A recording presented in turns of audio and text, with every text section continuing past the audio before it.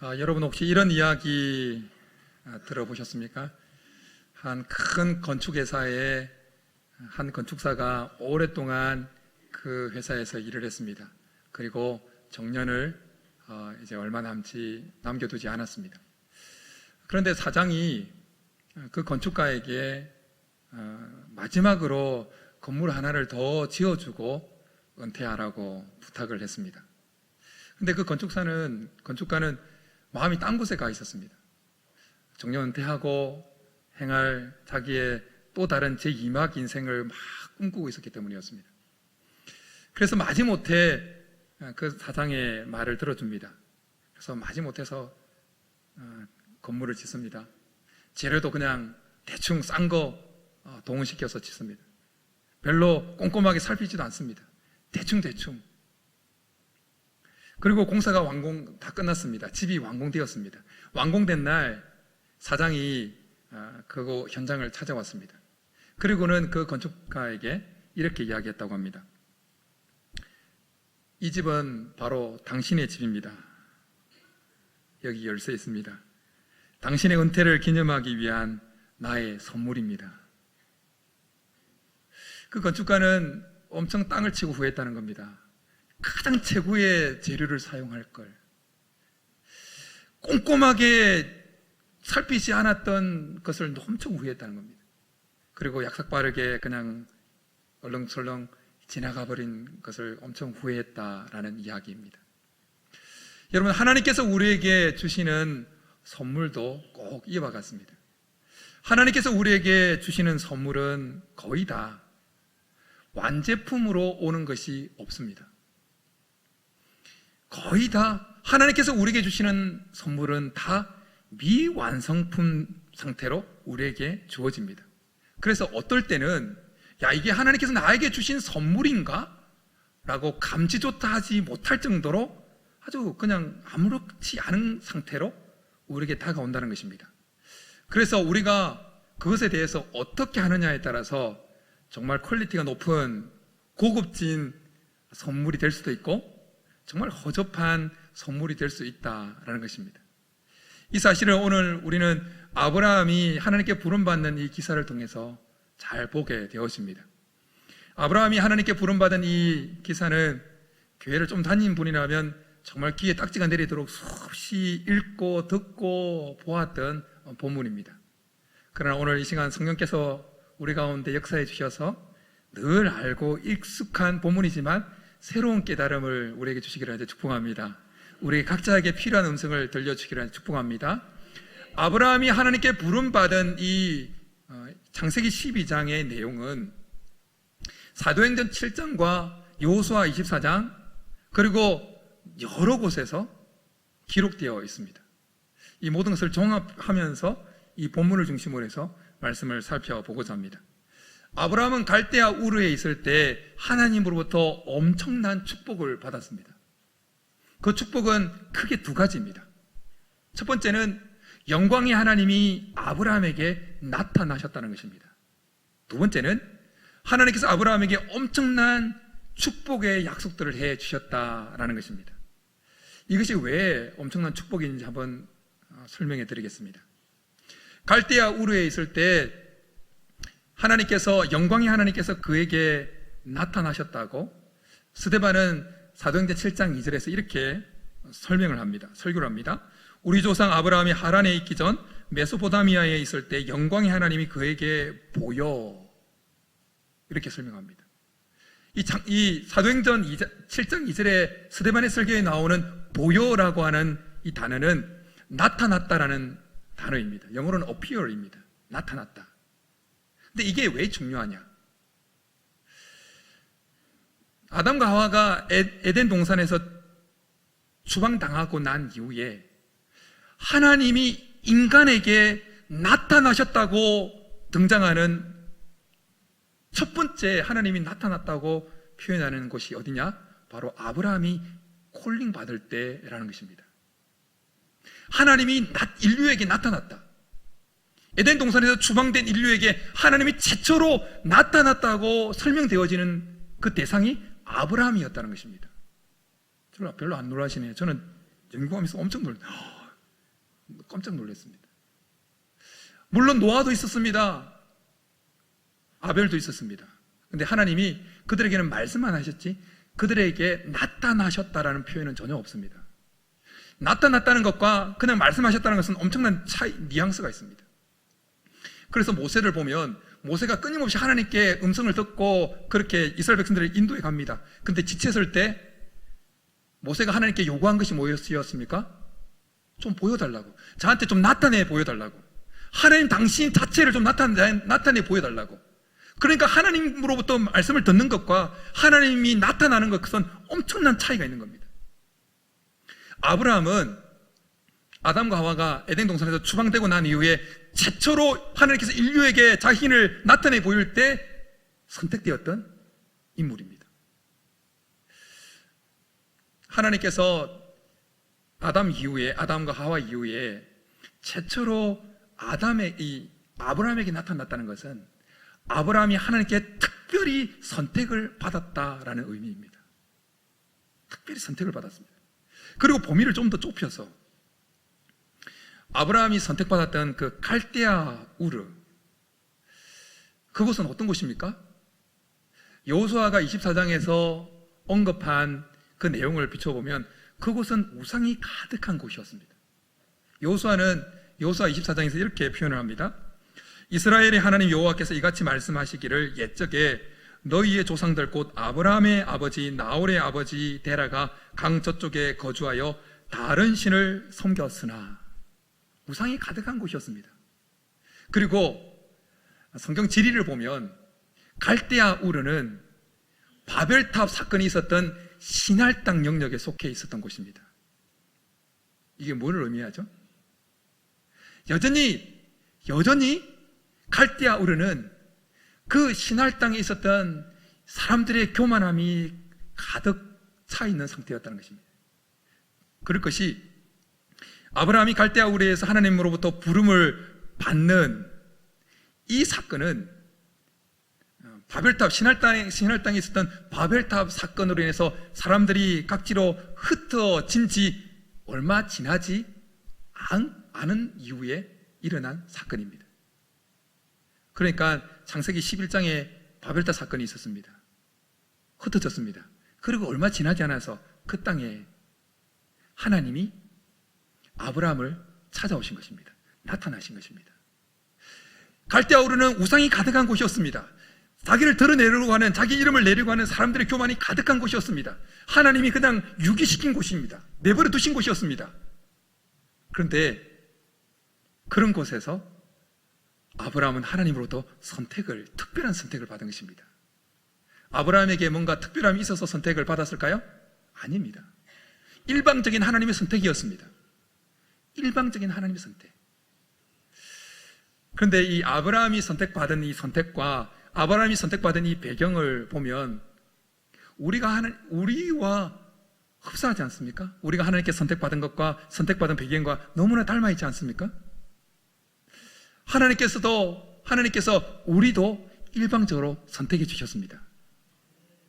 우리에게 뭔가 특별한 의의가 있어서, 특별함이 있어서 우리를 선택한 것이 아닙니다. 일방적으로 우리를 선택해 주셨습니다. 죄악된 세상에서, 하나님이 내버려 두신 죄악된 세상에서 특별히 우리를 선택해 주셨습니다. 우리 한번 옆 사람 축복할까요? 하나님이 당신을 선택하셨습니다. 하나님이 우리를 선택하셨습니다. 아브라함은 하나님께로부터 특별한 선택을 받았을 뿐만 아니라 하나님으로부터 엄청난 축복의 약속을 받습니다. 그게 7가지입니다. 1절, 2절, 3절, 그리고 7절에 등장합니다. 첫 번째는 너에게 땅을 보여주겠다. 두 번째는 너로 큰 민족을 이루게 하겠다. 세 번째, 내가 내게 복을 주겠다. 네 번째, 내 이름을 창대케 하여 너는 복이 되게 하겠다.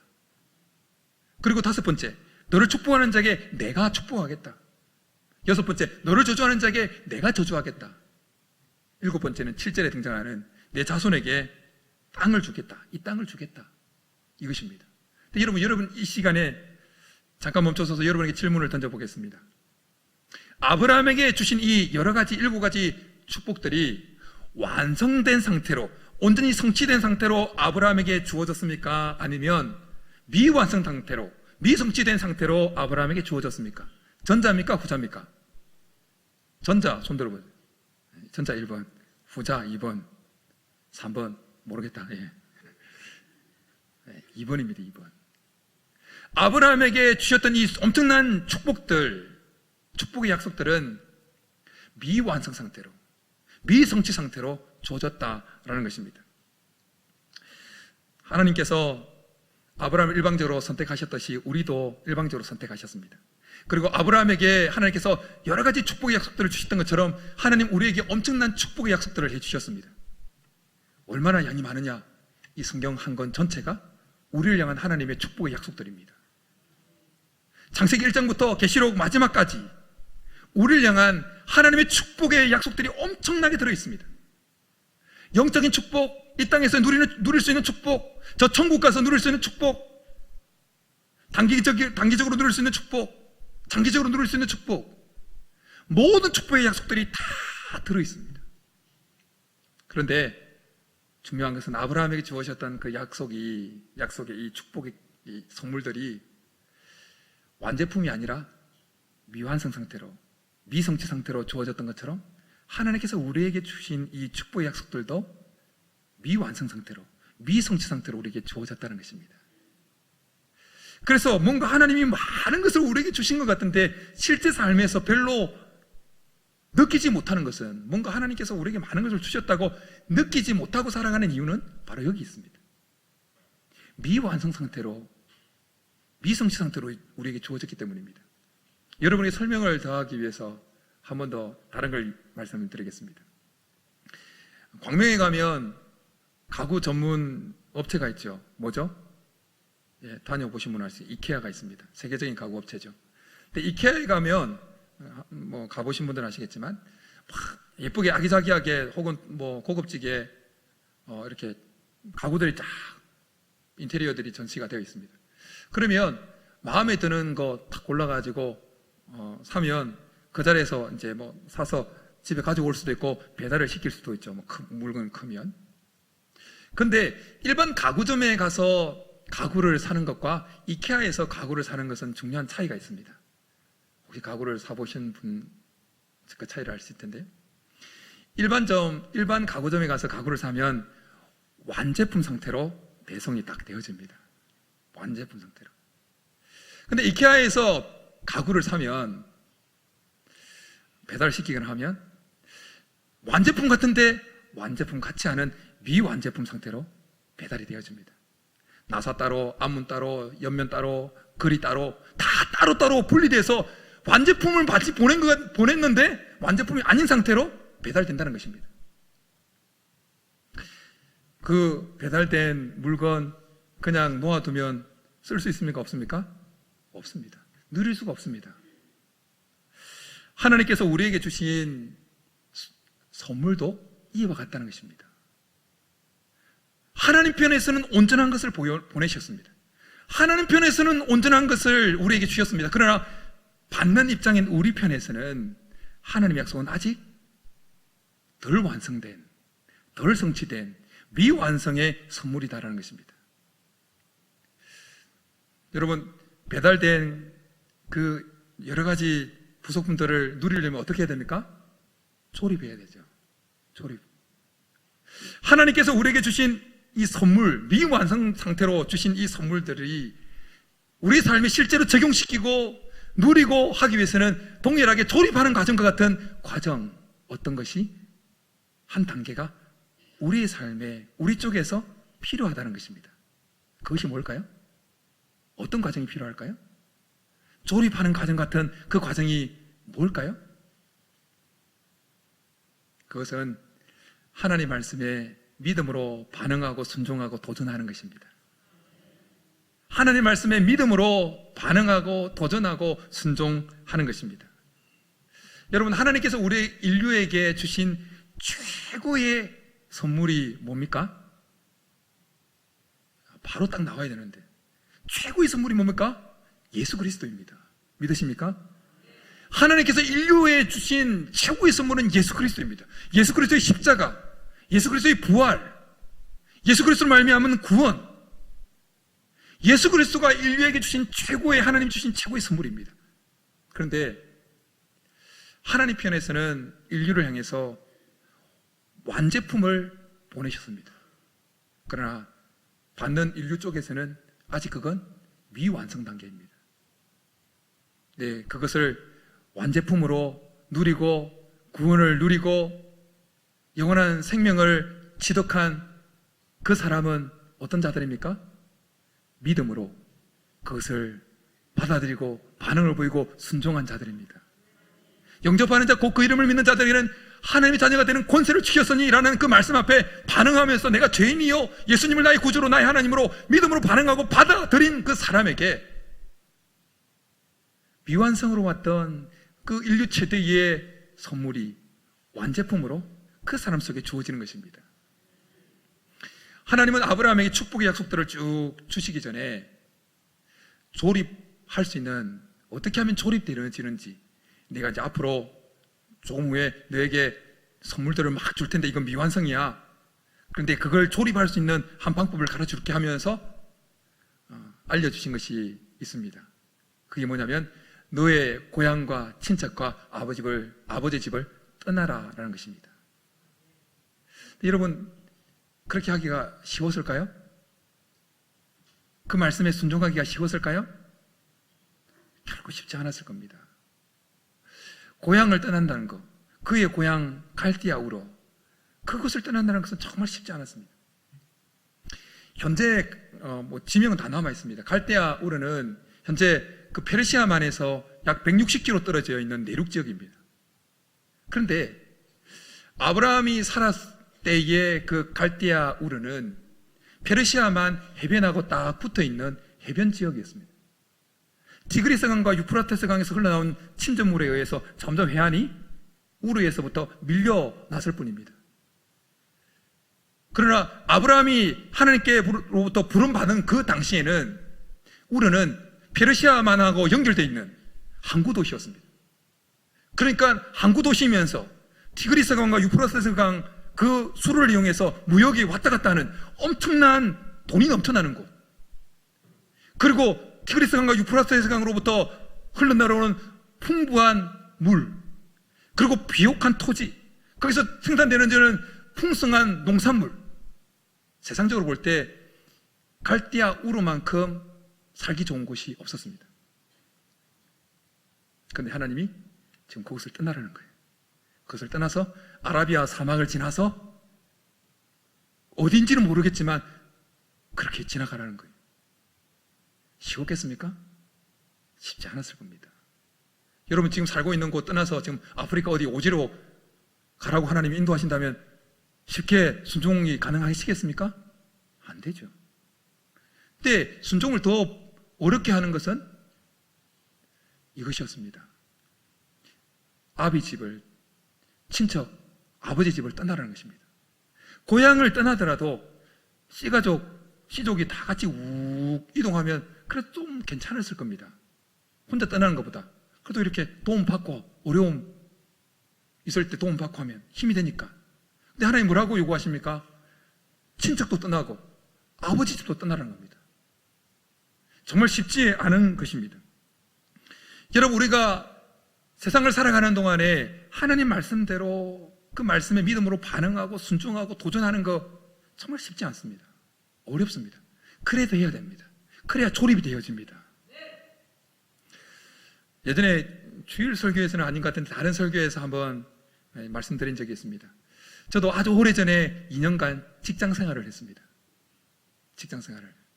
근데 직장 생활을 하면 지금은 좀 덜하지만 그때는 어김없이 퇴근하고 잡히는 것이 있죠. 뭐죠? 회식의 자리입니다.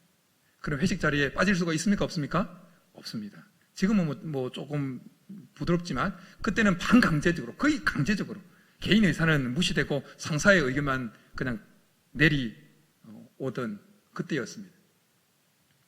부서에 신입이 들어왔다고 신입 환영회를 가진다고 회식을 자리했습니다. 그래서 부서 팀장이었던 상무님도 참석하고 막 다 참석한 거예요. 괜찮은 신입 한 명 들어왔다고. 예. 저 신입, 괜찮은 신입 한 명 들어왔다고. 예. 그래서 팀장 밑에 있는 밑에 직원들이 분위기를 한껏 막 띄웠어요. 막 그러면 이제 회식 자리에 이제 술잔이 돌잖아요.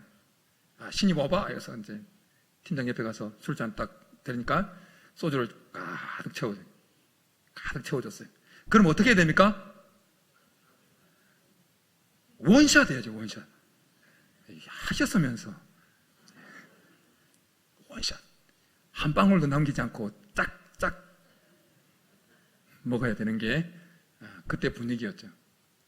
다 따랐습니다. 마셨을까요?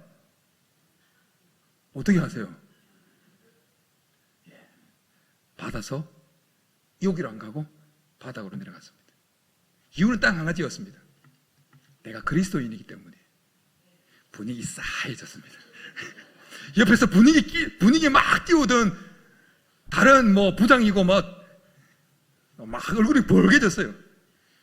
완전 신입이 상무의 술잔을 거절했다. 난리가 났어요. 근데 중요한 건 그 다음 회식 때부터 음료수가 나오더라고요. 음료수. 나를 위한 음료수. 그리고 계속 가니까 나중에는 저를 오지 말라고 그러더라고요. 회식 자리에. 안주만 먹어 치운다고. 그래서 승리했죠. 그러나 대신에 회사 생활 정말 열심히 했습니다. 남들보다 2배 더 열심히 했습니다. 하나님 영광 가리지 않으려고. 야, 그리스도인들은 정말 열심히 하는구나. 여러분, 우리가 직장 생활을 하거나 회사 생활을 사업을 하거나 정말 믿음으로 살아내는 거, 믿음으로 하나님 앞에 반응을 보이고 순종하고 도전하는 거 쉽지 않습니다. 더 힘을 쏟아야 됩니다. 대에너지를 쏟아야 됩니다. 어떨 때는 손해를 봐야 됩니다. 자존심을 상해야 됩니다. 불의를 당해야 될 때도 있습니다. 심지어 왕따를 당할 수도 있습니다. 그러나 믿음으로 하나님 말씀 앞에 반응하고 순종하고 도전할 때 하나님께서 우리에게 주신 그 미완성의 선물들이 조립이 되어지는 것입니다. 아브라함은 결국 믿음으로 고향을 떠납니다. 그래서 히브리서 11장 8절에는 이 아브라함의 떠남에 대해서 이렇게 말씀합니다. 믿음으로 아브라함은 부르심을 받았을 때에 순종하여 장래의 유업으로 받을 땅에 나아갈새 갈 바를 알지 못하고 나아갔으며. 그래서 하나님께서 아브라함에게 주셨던 그 미완성의 선물들을 하나씩 조립해서 완제품으로 자기 삶에 받아들이게 되어집니다. 바로 하나님께서 오늘 이 시간 예배 참석한 우리 한 사람 한 사람에게도 아브라함에게 하나님께 주셨던 그 믿음을 허락해 주시기를 하나님 축복합니다. 순종할 수 있는 은혜와 능력을 베풀어 주시기를 하나님 축복합니다. 그런데 혹시 여러분 말씀을 들으면서 혹시 이런 생각을 하시는 분 계십니까? 에이, 아브라함이니까 순종했지. 성경에 기록될 만한 아브라함이니까 그 정도 그 갈대아 우르에 좋은 거 뿌리치고 그렇게 나갔지. 정말 그럴까요? 아브라함이 처음부터 하나님의 부르심을 받을 때 100% 단번에 순종하고 말씀 앞에 순종하고 반응하고 도전하며 나아갔을까요? 전혀 아닙니다. 정반대입니다. 아브라함은 실수투성이었습니다. 넘어지고 자빠지고 자기께로 위기를 몸에 날리고 그러고 난리법석이었어요. 진흙탕을 뒹굴었습니다. 한번 볼게요. 오늘 창세기 12장에서 하나님께서 아브라함에게 너는 너의 본토 친척 아버지 집을 떠나라는 이 콜링이 있었던 때는 그 장소는 어디입니까? 아브라함이 하나님으로부터 지금 이 콜링을 받고 있는 그 장소가 어디입니까? 그의 고향 갈대아 우르입니까? 아니면 다른 장소입니까? 우리는 보통 갈대아 우르라고 생각하지만 아닙니다. 다른 장소입니다. 하란입니다. 정확하게는. 그것이 바로 창세기 11장 바로 위에 있는 12장 바로 위에 있는 11장 27절부터 32절까지 내용이 보면 잘 나옵니다. 그리고 우리가 읽은 본문 5절에서도 등장합니다. 지금 아브라함이 하나님으로부터 너희 본토 친척 아버지 집을 떠나라고 명령을 받고 있는 때는 지금 하란입니다. 하란은 어느 곳이냐? 갈대아 우르에서 가나안 땅까지 소생딸 통로로 쭉 넘어올 때 중간 지점이 하나님입니다. 창세기 사도행전 7장에 보면 스데반의 설교에 보면 동일하게 아브라함이 갈대아 우르에 있을 때 하나님부터 이런 명령을 받습니다. 너는 너의 본토 친척 아버지 집을 떠나서 내가 내게 지시할 땅으로 가라. 갈대아 우르에서 처음 명령을 받았습니다. 그리고 출발을 했습니다. 가다가 힘들어서 멈춰버린 곳이 어디냐? 하나님입니다.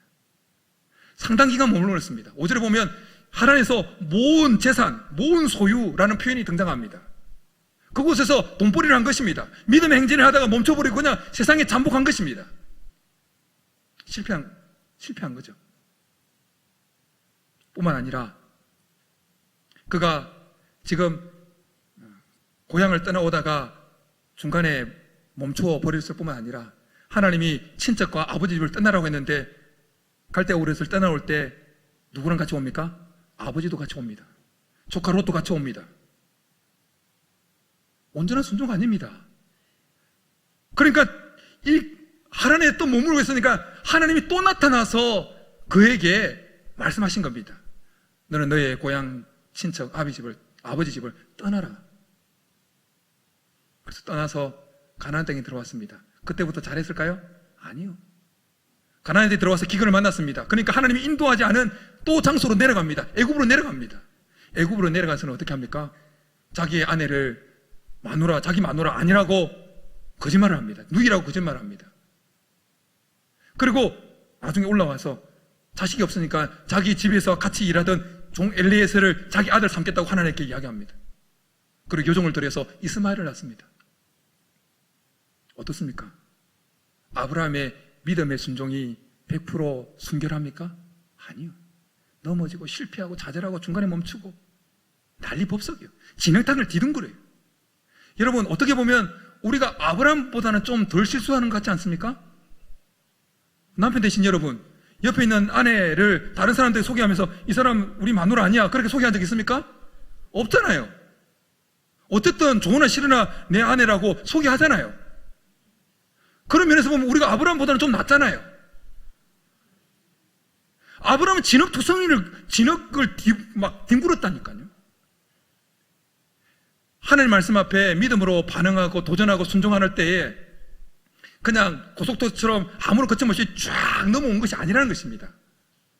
실패하고 넘어지고 자기에게 무기를 돌파하려고 자기에게 굴리고 거짓말하고 편법을 취하고 난리법석을 쳤다는 것입니다. 그런데 중요한 것은 아브라함은 멈춰선 상태에서 또다시 하나님 말씀에 믿음으로 반응하고 순종하고 도전하기 시작했다는 것입니다. 넘어졌어도 또다시 일어나서 하나님 말씀에 반응해서 믿음으로 순종하고 도전하고 반응하기 시작했다는 것입니다. 그래서 느헤미야는 하나님 앞에 기도하면서 이 아브라함의 이야기를 끌어와서 느헤미야 9장 7절부터 8절에서 이렇게 기도를 드립니다. 주는 하나님 여호와시라. 옛적에 아브라함을 택하시고 갈대아 우르에서 인도하여 내시고 아브라함이라는 이름을 주시고 그의 마음이 주 앞에서 충성됨을 보시고 그와 더불어 언약을 세우시사 가나안 족속과 헷 족속과 아모리 족속과 브리스 족속과 여부스 족속과 기르가스 족속의 땅을 그의 씨에게 주리라 하시더니 그 말씀대로 이루셨사오매 주는 의로우심이 이로소이다. 느헤미야의 기도에 등장하는 그의 마음이 주 앞에서 충성됨을 보시고 말씀하실 때 이 충성됨은 신뢰하다, 믿다라고 하는 아만이라고 하는 히브리어가 사용되었었습니다. 변형형이 사용됐는데요. 아브라함의 마음은 하나님 앞에 여전히 믿음으로 반응을 보였다는 겁니다. 그런데 이 느헤미야가 9장에서 인용한 이것은 창세기 15장에 나오는 사건을 배경으로 하고 있거든요. 그런데 창세기 15장 일어나는 사건 전에 아브라함의 모습은 아까 언급했던 그 차충우돌했던 그 모습이 다 되어 있어요. 중간에 가다가 하란에서 멈추고 아버지 같이 데리고 가고 조카 롯도 데리고 가고 가나안 땅에 들어와서는 애굽 땅에 하나님 지시하지 않은 곳으로 내려가고 자기 마누라 아니라고 그냥 거짓말하고 엘리에셀 종 그냥 자기 자식 삼겠다고 그러고 그런 실수가 창세기 15장 전에 다 있어요. 그런데 하나님이 뭐라고 말씀하세요? 그의 마음이 주 앞에서 충성됨을 보셨대요. 충성됨을 보셨대. 무슨 말입니까? 중간에 실패하고 넘어지고 자빠지고 해도 또다시 일어나서 믿음의 반응을 보였다는 것입니다. 또 실패해도 또 말씀 앞에 믿음으로 반응하고 순종하고 도전했다는 것입니다. 그러니까 하나님이 그 마음이 충성됨을 보셨다. 그가 여전히 나를 믿고 있구나 보시고 언약을 체결하사 그 다음이 중요합니다. 말씀대로 이루셨사오며 조립 끝났다는 겁니다. 조립 끝내서 완제품 만들어서 누리게 했다는 것입니다. 사랑하는 여러분, 어쩌면 지난 한 주간 우리가 살아오면서 또 넘어졌을 수 있습니다.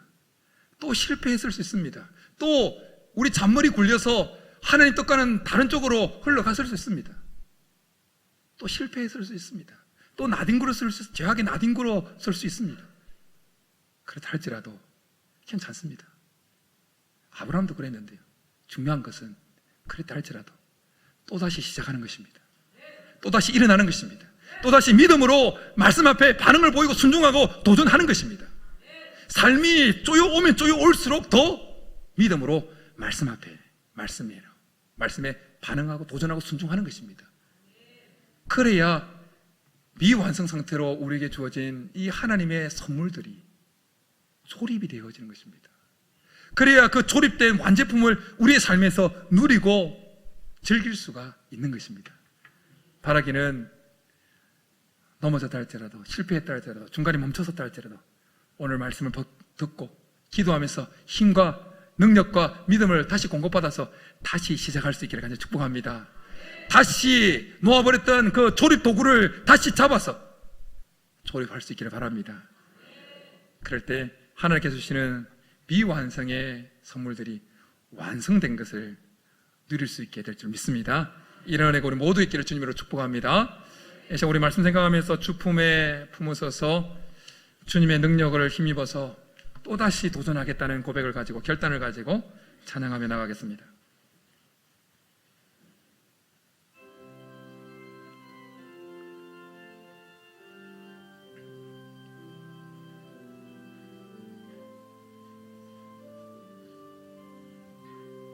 주 품에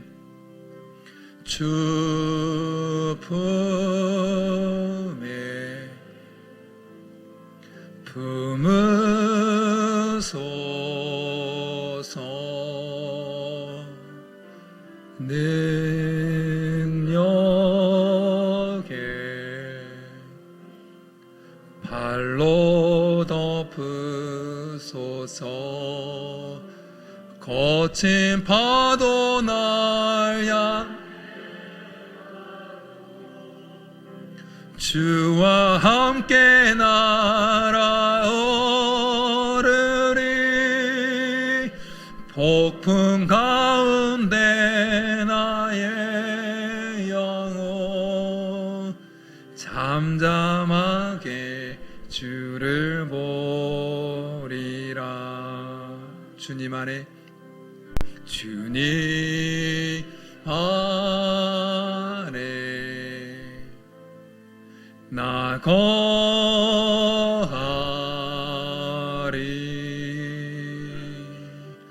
주 능력 나 잠잠히 믿네. 거친 파도 날 향해 와도 주와 함께 날아오르리. 폭풍 가운데 나의 영혼 잠잠하게 주를 보. 거친 파도 날 향해 와도 주와 함께 날아오르리. 폭풍 가운데 나의 영혼 잠잠하게 주를 보리라. 이제 우리 말씀 생각하면서 같이 기도하며 나아가겠습니다. 우리는 연약합니다. 우리는 부족합니다. 우리는 믿음에 도전을 했다가도 중간에 하란에서 멈춰섰던 아브람 같은 연약함을 가지고 있는 자들입니다. 그러나 중요한 것은 다시 시작하는 것입니다. 다시 도전하는 것입니다. 이 시간 주님 앞에 우리의 연약함을 고백하면서 하나님 우리에게 믿음을 더하여 주시고 은혜를 더하여 주시고 능력을 더하여 주셔서 멈춰섰다 할지라도 넘어졌다 할지라도 실패했다 할지라도 다시 도전할 수 있게 도와달라고, 다시 믿음의 도전, 믿음의 순종, 하나님 말씀에 믿음의 반응을 보일 수 있는 그런 믿음의 성도들 되게 도와달라고, 그래서 멈춰버렸던 그 과정을 다시 시작해서 미완성품의 선물이 완제품으로 우리 속에 역사하는 것을, 경험되어지는 것을 누릴 수 있도록 해달라고 우리 말씀 생각하면서 주여 부르고 기도하며 나가겠습니다. 주여! 살아계신 하나님 아버지, 우리는 연약합니다.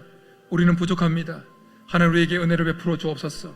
우리에게 능력을 베풀어 주옵소서. 우리에게 힘을 더하여 주옵소서. 우리가 하나님 지금까지 또 넘어지고 쓰러지고 실패하고 정지했다 할지라도 그러나 포기하지 아니하고 또다시 믿음의 순종, 믿음의 도전, 믿음의 반응을 보였던 아브라함처럼 우리도 그렇게 다시 시작할 수 있도록, 다시 믿음의 반응과 믿음의 도전과 믿음의 순종을 할 수 있도록 주님 우리에게 힘을 더하여 주옵소서. 능력을 더하여 주옵소서.